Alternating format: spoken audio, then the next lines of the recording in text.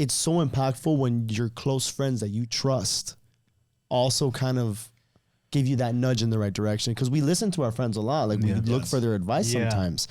And it's crazy when you see everyone partying and going out, having a good time, and then you have that one friend that's like, right, what are you doing, bro? Yeah, he says, we're here trying to have what you have. So why are you here? And then you're here like, well, I thought I need to have what you guys have because you guys are living the life, and it all looks like they're jealous of you. Right. And you were like jealous, you thought you were jealous of them.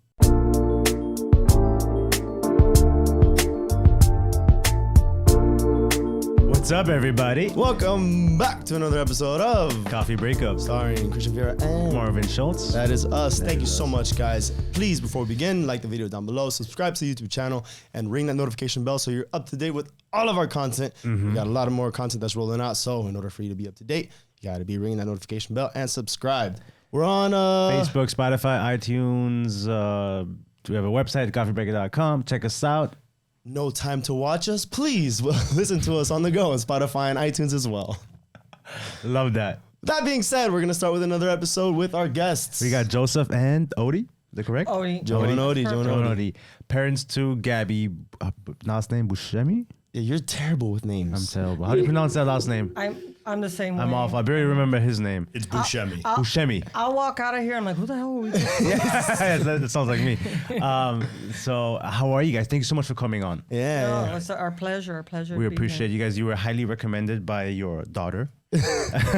Yeah, she was awesome. Gabby's awesome. Yeah. So, and I've known you guys a little bit from in the past, and since Gabby, she had talked a little bit. So it's almost like, man, we would love to bring them on. Because I remember you guys were always like happy. You guys were full of energy and stuff like that. And it's very different to find that, especially with a lot of couples these days. But you guys are always like so like, I guess like glowing, energetic. Like whenever you guys are together, yeah, you really do. You guys have a really good dynamic. So it's and seeing Gabby here and she spoke so highly of you guys and everything. It's almost like, man, we would love to see if we had the opportunity, and you guys are. Here we are. Super excited. So, you know, the whole idea of the coffee breakup is you want to help people navigate through like dating and relationships. And I think it could be difficult and oftentimes overwhelming, especially in our day and age. And from what we've heard is that you guys have a really healthy marriage and you guys have been together for quite some time. So it's like, what can we get from that experience that you guys have, what you've been through? And I think our audience could really benefit from it. You know, having a perspective that is as good as yours, I think people will really benefit from it. Yeah. So what do you think is the secret? What is the secret to a happy marriage? First of all, how long have you guys been together? Oh my God, we were 16. We started we were friends. Well, you want to go back in time? Yeah. Time traveler. We both went to Miami High, and we went to different junior highs. So I knew about her in 10th and 11th. I had joined like a social club, and she was in the rival guys' sweetheart social club. Really? And I knew of her through my friends. And, but, you know, and then she tried out the summer going into my senior year for a sweetheart for our club, which broke the rules. Yeah, look at you, little like troublemaker. Hanging out with the enemy. Yeah. The enemy. And believe it or not, it's funny how life is.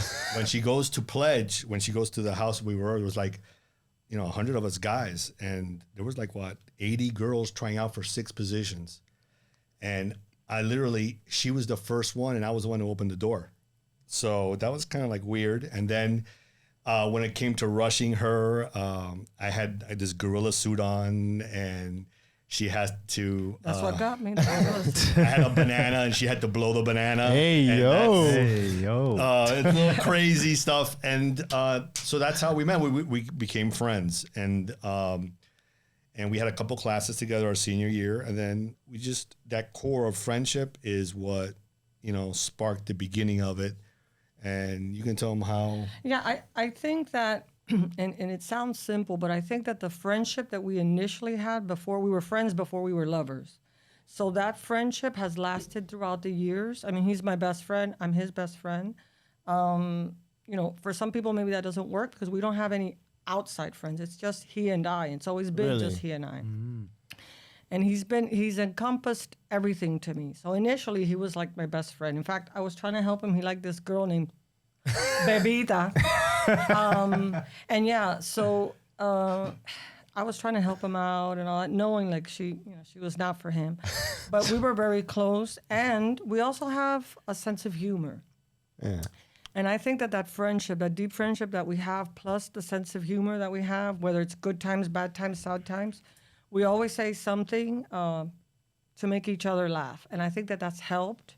I think that helps in any part of life, that you know, especially lately with everything that we're going, you got to laugh. Yeah. And I think he does that for me, and I do that for him, regardless of the situation, and that's helped. But yeah, like in high school, I was... you guys, I don't think, have this in school, like Interact or Key or Little Women, Key anything Club. like that. It's like fraternities, sororities, or whatever. But in high school, I guess. Yes, Yeah. Miami High was almost Because like you a were saying that, college. and I was like, man, that sounds like a college It thing. When did. I was in Miami High was basically a little college. like a junior college almost. It was like all these clubs. The clubs ran the school. Really? Through everything, doing good things like service and just partying. And everything that we did, like if it was bowling night, there'd be 120 people at the bowling. That's alley. so if it was cool. the beach, it'd be 120 people at the beach. We would play intramural football, basketball, beach dances, keg parties. Literally keg parties in high school. Yes, and a friend of mine had lost his mother, and the father had money. He was from New York, and our senior year, he had a house in Shenandoah by himself. So you can imagine an 18-year-old with their own house. But going back to us, I think I left. She was going to start University of Miami. I left for the military. My parents had to sign for me because I was too young. I was 17, and we had already been going out, And then I think she came up to me and said, I think we should just, while you go away, That's true.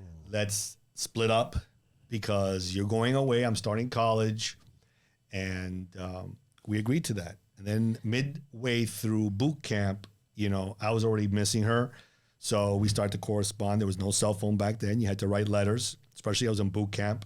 And I realized I didn't want that separation. I wanted to be with her. So we rekindled it. And for the first year or so of the military, we were together. And then one, but it's hard. She's New Life, and I'm Right, all yeah. the way in Yeah. the middle of the ocean on a boat. And we had a little breakup.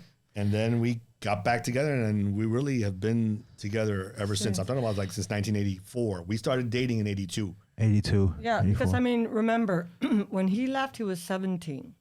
At that time, young man.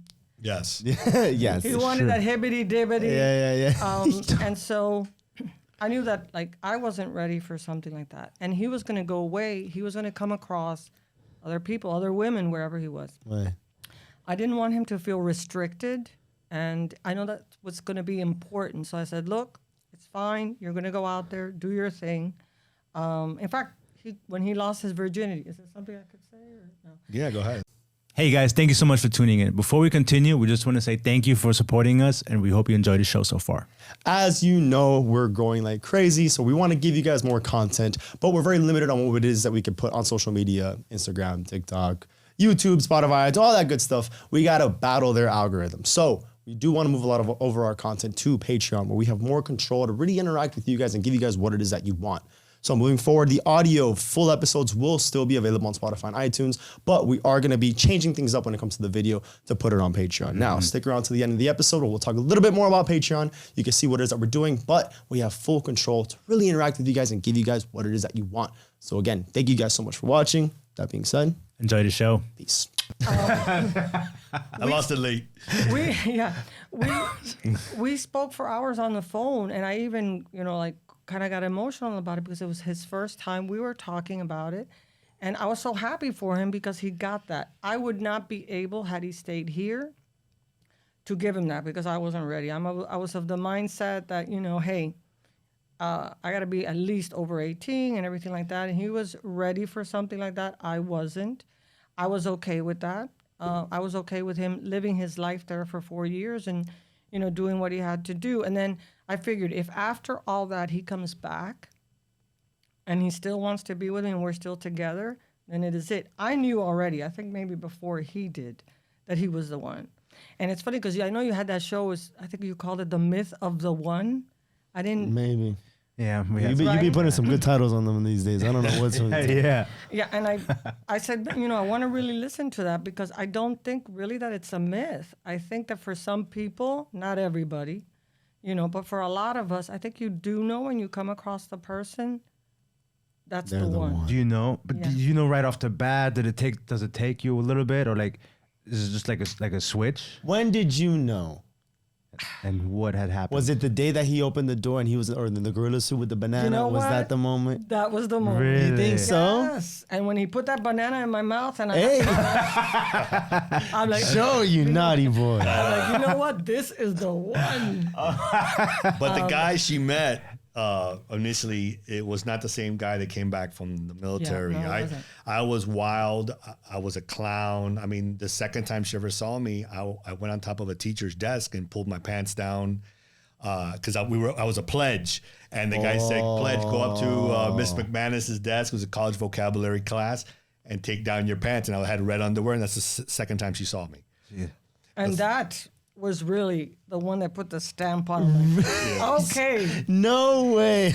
Yeah, this is the ass I want to have for the rest of my life. But I don't know what happened to that ass. But anyway, the thing is that I was a free bird, and I came back totally different. I came back like a man, and I knew she was the one when I left Miami, and I was in boot camp. And there are times you have a lot of thought there. There's some downtime, and I realized this is the one.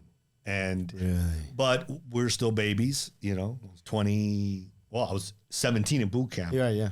But the 4 years in the Navy, we realized, I realized this is going to be the one for me. And back when the ship was getting fixed and I was in Mississippi for 7-8 months, I flew her up, and I had a little apartment for like 9 months. I had an apartment in the Navy off the Gulf Coast. Every other time I lived on the ship, and she came and visited me there. I think we realized that this could be serious, and things progressed from there. And I came back, and while I started she started law school. Mm-hmm. So I think that's when we became serious. But it took me 10 years. We dated for 10 years, yeah. Before we got married. Wow. So, but I think the common thing and the secret of our success is it's perfectly imperfect. There's this, I don't know, there's this thing that if it's not going perfect, it's not right. And that's not true. I mean, it's real life. And she's had problems. I've had problems. But I think the best thing is that we have persevered. And I think one of the things we always did, and we even do it without trying, is we really don't go to bed angry at each other. If I did something stupid or she does something to aggravate me, we're very forgiving, and we don't. If we have a little argument, and for a while, we would usually just fight over the girls, because we're also a parent to Isabella Buscemi, Gabby Buscemi, and just about raising and stuff like that. I was a little stricter, and she was, laid back. Unconditional love, and but stuff like that. And I just think that the friendship, the fact that we can each make each other laugh, humor is so important into a relationship. I just think the kids now, they're going for perfection at the beginning, and if it's not perfect, that's it. And there's no courtship, and there's no dating. By the time they text, whatever, they sleep with each other the first time they even see each other sometimes. There's no courtship, and there's no getting to know the person, because yes, you can text, but texting is not really in context, Or you slide into DMs and then slide right out. That's kind of works. So I think it's just knowing that, I give this advice, and that don't go into it looking for perfection. It's just something that the relationship happens organically, and there's going to be problems. Don't believe the people that say, "Oh, we've never had a problem." It's bullshit. And the problems make you stronger too. I mean, we in no way are the same people we were when we were 16. when we were 26, when we were 36, when we were 46. Oh God, we're 50. Oh my goodness. And I think that because of again, it's simple to say, but it is difficult to maintain, is that friendship. As long as that's there, you adapt through each person as they grow throughout the years. Because, I mean, we're going through another episode now. We're 56. We're slowly becoming two different adults, Right. But we understand that. And I think another thing that people forget is that before you were a we or a couple, you were each individuals. So, he had his... It's awesome. Yeah, he has his dreams. He's his individual person with his own individual likes, wants, desires, whatever. As I am too, And I don't think that we have ever restricted those individuals for each other in any way. Maybe sometimes he'll say, hey, you're a little loud, which is fine. But he's never said, hey, you're this or you're embarrassing or anything like that. He knows who I am. I know who he is. We like those two people. We have differences, a lot of times. But we always talk and we always ask for each other's thoughts. It's funny because the show is called The Coffee Break, right? Coffee Breakup, yeah. Yeah, so that's our most important moments are in the morning when we'll sit and for a half hour or so during coffee, we talk about, okay, so what are we... This is every morning. Yeah, before this work. is every morning. So this is it. What are we going to do? Da, da, da, da. He especially. The one thing that I think I respect most and I like about him the most is that he always has, okay, what are we going to do 3 years from now? Where do you see us 5 years from now? And we have that discussion. I'm not good at that. I'm like yeah, we're here now. Let's deal with this now. We'll deal with this now. It's a day-to-day type thing. He's the one that thinks ahead. He's the one that, puts the little pathways to get us from point A to point B. And always will ask, is that okay? Are we good? That type, and that's the friendship and the partnership. And I think that is most helpful at least it's helped. There is no perfect recipe. There is no secret sauce or anything like that. What works for us may not work for anybody else. I mean, we're together 24/7. People are like, the thing we hear all the time is like, how can you guys manage? You guys must drive each other crazy. 24 hours. Right? And now, because of COVID and everything, and we have a home office where, Gabby has a separate apartment there, and the parking, the premium is a premium. So we carpool now. So even the little time I had to myself to get to work, to get to the sports office. radio or whatever, I've interrupted music. his space. Yes. So that's been that's been a little tough. But we've adapted and we're going to work together too. So that's another thing about our dynamic, that we work together and we live together and do everything together. Yeah. You guys are here together. And Yeah. You guys have to live together. Yes. We just In the same peed in your car. bathroom together. Yes. The woman says it's a bathroom. But for one, I'm like, okay, we've seen each other more. So Man, so much information, but too much information. no, but No, what I no. love about it is you guys were touching up on a lot of key things that Yes. we've always discussed. Yeah. And one of the beauties of it is that you had just said like, oh, you guys are called a coffee break, but in the morning, like that's where we have our time. That's kind of like the premise of our show. We want to give like, hey, let's break up your day really quick of whatever it is that we're going to talk about. Like whether it's relationships, something about mental health, professional, anything. It's like, hey, there's a little spot during the day that you can take time and listen. And really, it's important to kind of program yourself, just like you guys utilize that with your relationship. You're in the morning every day. Hey, let's have our coffee. Let's discuss. You think of the future. You're like, hey, you're in the present. But together, it's almost like you live in the moment and he's preparing the future for you to live in the moment. Yeah. And then like, it's almost like it keeps you grounded to be like, yeah, I have these plans, but I also have the excitement of what's going to happen now. Exactly. And I feel like that's a kind of dynamic that you guys are working with. Well, we started. This goes back to a lot of times, generally, couples have problems. The 7-year itch, the problem of when the kids are born. The mom tends to focus a lot on the kids, and then the relationship sort of goes like this a little bit. Those are a lot of danger zones. And we've had some danger zones, but I think that what really helped us was the business. And I tell people, if you think kids are if you're having already problems and you think kids are gonna bring you together, no, they're gonna exacerbate the differences. So I think that the business, we started the business in '99, in April of '99, and we had already been married for 7 years. You know, the girls were little. Gabby was 5 and Isa was 2 or 3. And we started it. You know, she was an attorney. I was a middle school history teacher.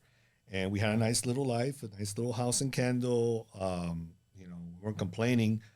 But, you know, just like every family does, you struggle. And, you know, and when the car breaks down or the air conditioner breaks down, and, you know, it was tough. It was, we weren't paycheck to paycheck, but it was rough. And especially, you know, teacher, the income isn't the best. So I had a background in law. I put myself through UM working full-time in a law firm, and I learned a very specific style of law. And it ended up being this niche in insurance law. And she later on needed she actually needed a job while she was waiting for her bar results. And I convinced my bosses to interview her, and she got the job. And that's how she started in this niche. But later on, we split up. As far as from that place, she goes to Broward. I was here in Alapata and North Miami teaching. But I knew I had the background when she says, "Look, Joe, I'm going to start this business. If it doesn't work out, I'll be a teacher like you." At least we take her. So she starts out, and I'd come home at 3:30, and I would work till midnight. We did this for 2 years. I was her paralegal from midnight. From 3 when you got home to midnight. And then the business started. And this is why I want to tell the young people is you got to dream. If you don't dream, there's two things, right? There's the dreaming and the work that you have to take to get to that dream, right? It's not just dreaming to make it come true. To make it come true. And we started this business with nothing. We literally went to the restaurant. What's it called now? It used to be Saint Michel. It was La Place Saint Michel. Now it's Zuka. Zuka, I think. right there on Ponce de Leon in the Gables. Mm-hmm. And we celebrated the fact that we had broke and nowhere else to go but up. And this was 1999. What?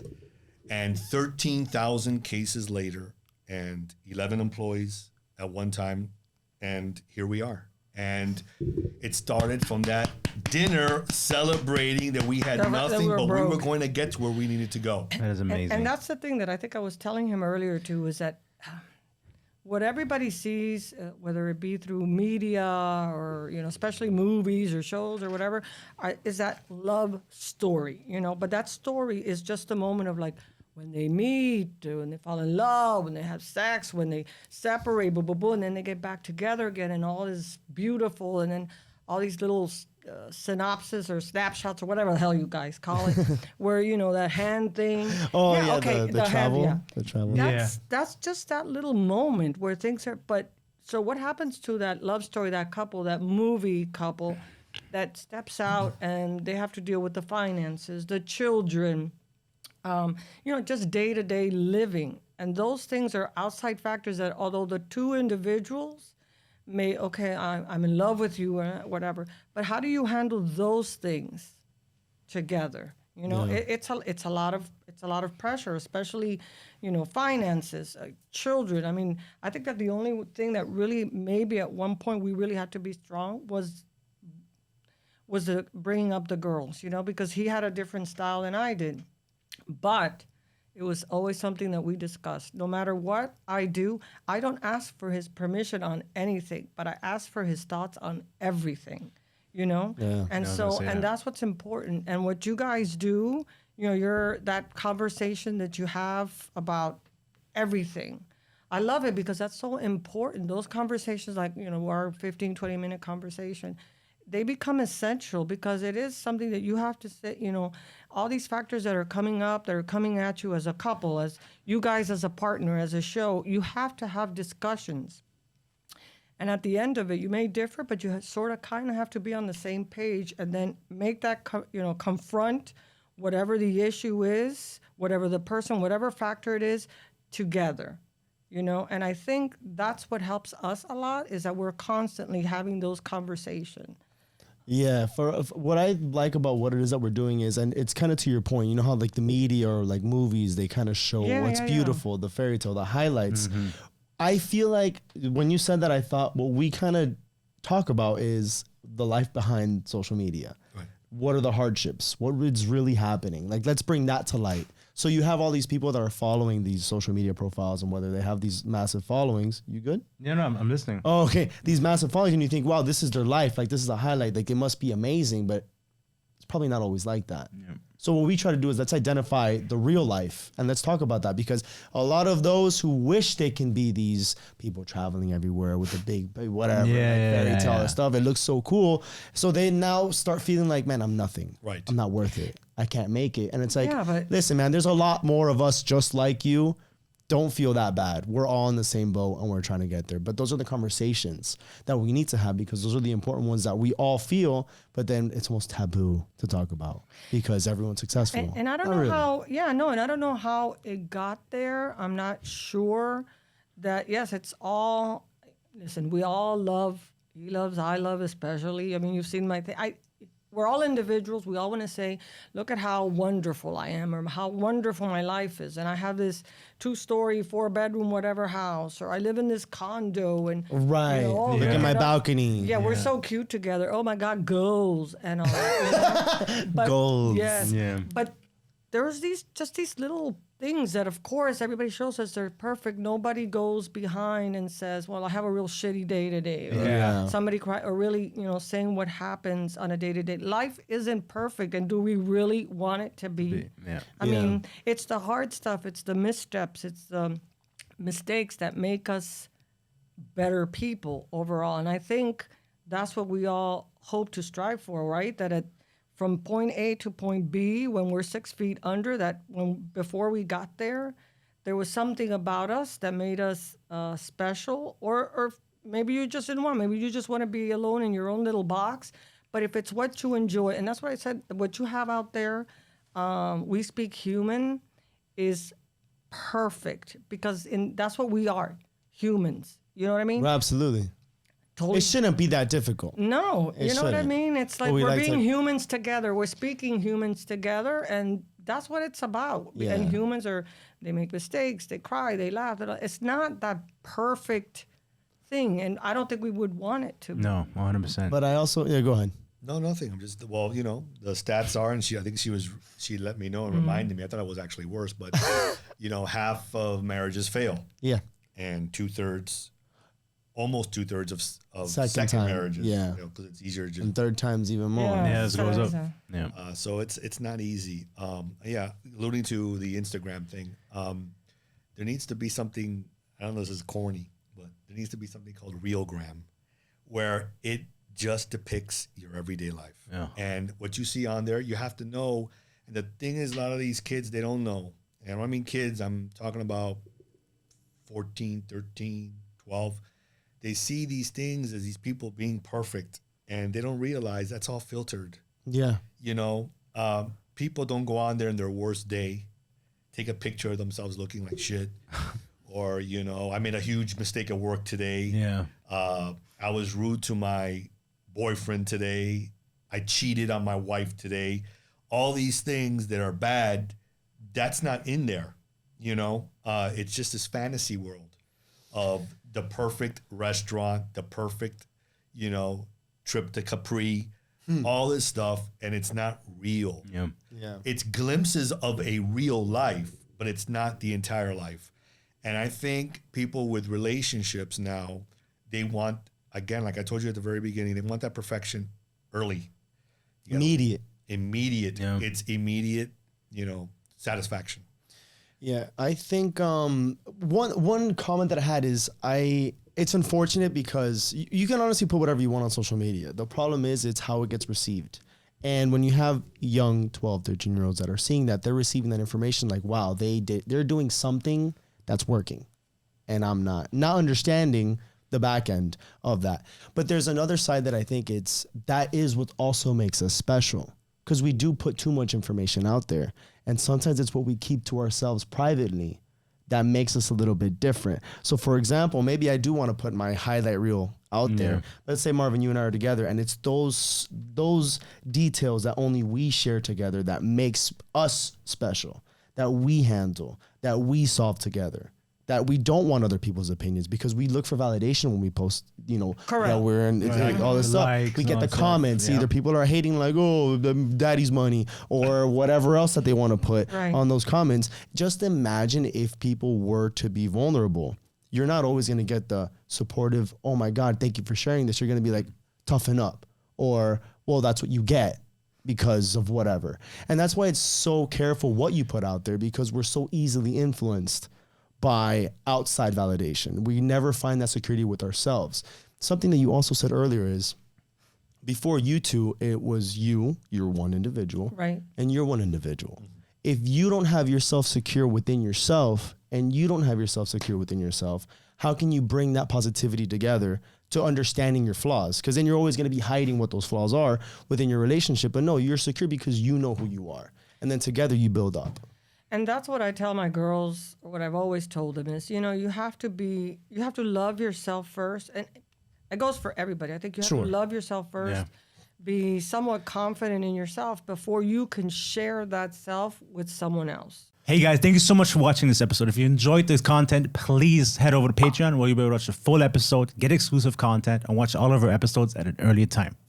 Yeah, so Coffee Breakup started, being a short little break within your day, whether morning, afternoon, night, for you to get, your information, 30 minutes, nice and easy. But obviously, as we're expanding, more guests, more episodes, longer episodes, we want to make sure that we can put that in a little space for those who really want to enjoy those episodes. So head on over to Patreon, where you can subscribe for a small little fee. It'll help us continue expanding our business and giving you that same content that you guys really want to follow us for. So again, thank you guys so much for everything. We couldn't have done it without you. But again, head on over to Patreon, check us out, see if it kind of tickles your fancy, and we appreciate your support. Yeah, we love you guys. Thank you guys. Later. Ciao.